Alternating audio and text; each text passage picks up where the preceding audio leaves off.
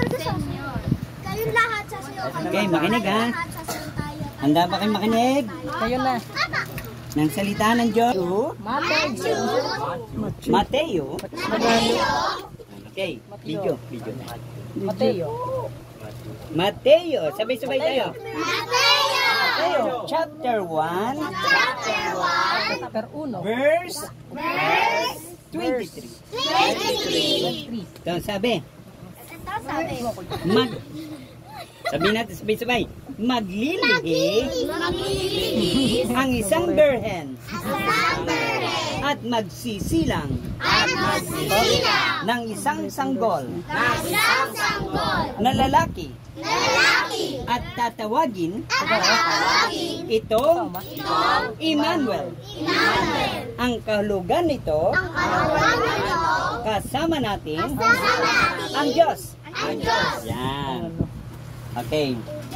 Kasama natin ang Diyos sa totoo lang. Wala kayo, kasama natin ang Diyos ngayon.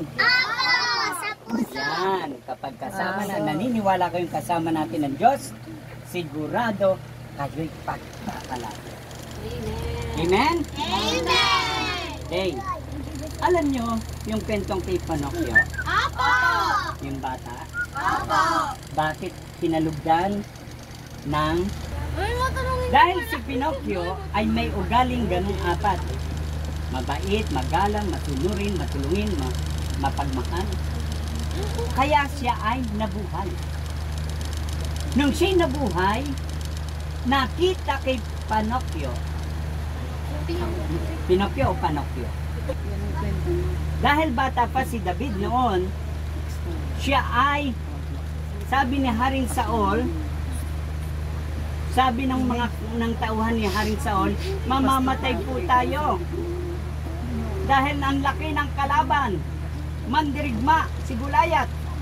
Pag ganyan ng ng kanyang espada, talsika ng mga kawal. Kasi balut na balit siya ng bakal. Mamaya magtatanong.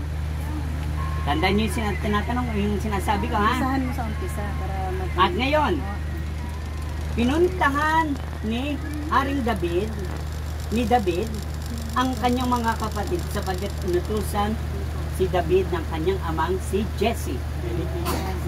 At si Jesse, sabi ni Jesse, David, magdala ka ng pagkain sa iyong mga kapatid. Pasok. Pasok kayo. Sige, pasok. Patok kayo. Sulog mo. Patay mo muna. Ama, magdadala ko. Nagdalaga. Dinala. Pagdating doon sa kwan, nakaupo yung mga kapatid at saka yung lahat ng kawal. Bakit? Bakit? Natatakot kayo?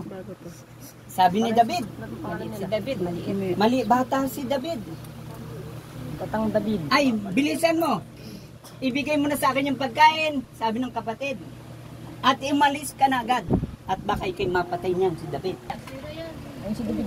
Ngayon, dahil sabi ni David, si David ay kasama ang Diyos. Sabi ni David, kasama ko ang Diyos. Sa ngalan ni Yahweh, akong lalaban kay David. At kay Gulayat. Siya na nga yun. Ngayon, sabi ng kawal, bata ka pa, hindi mo kayang lumaban.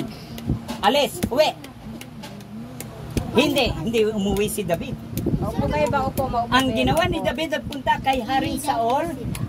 At sabi ni David, kay Haring Saul, ako ang lalaban. Sabing ganon. Sabi hindi maniwala si Haring Saul dahil bata pa. Pero sabi ni David, kasama ko ang Diyos. Yes. Kasama ko ang Diyos. Ibig sabihin, dahil kasama niya ang Diyos, sinuutan si David ng bakal. Hindi kaya. Armor. Helmet, balute, sandals, puro bakal yun. Kahit tamaan siya ng itak, hindi siya tatalbas. Masaya. Dahil siya ay nakabalot ng armor of God. Sama natin yan, Diyos. Yun ay balute. No. Ngayon, nakalungkot na. hindi kaya, mabigat. Nakalungkot na ako. Sabi, ayoko niyan. Araw-araw. Ako na lang, tirador ko ang panlaban. Oh, Mahirap ka maging ang tapang. Nakamis. Sige, pumayag na. Dalhin mo yung sibat. May dalang sibat siya. Ngayon, at saka, wala siyang itak. Sibat. Susubukan ko ng nakalimutan. Wala. Pero, Hindi ako malungkot. pero, meron siyang tirador sa Taiwan. May pato siya, may pato. Ngayon, humarap siya. Marami sa kanila. Humarap siya. Hirap lang kalimutan. Sabi ni Gulayat, hoy, hoy, hoy, hoy, hoy! Oy! Mga David. Makinig kayo. Hoy, hoy, kutong lupa! Sabing ganon. Ni Gulayat. Kutong lupa, titirising kita. Sabi ba? Sabi oh. Sabi ni Gulayat. Hoy, sabi na, hindi mo ako kaya, kasama ko ang Diyos. Sa ngalan ni Yahweh, papatayin kita, Gulayat. Puputulan kita ng ulo. Ala! Tapang.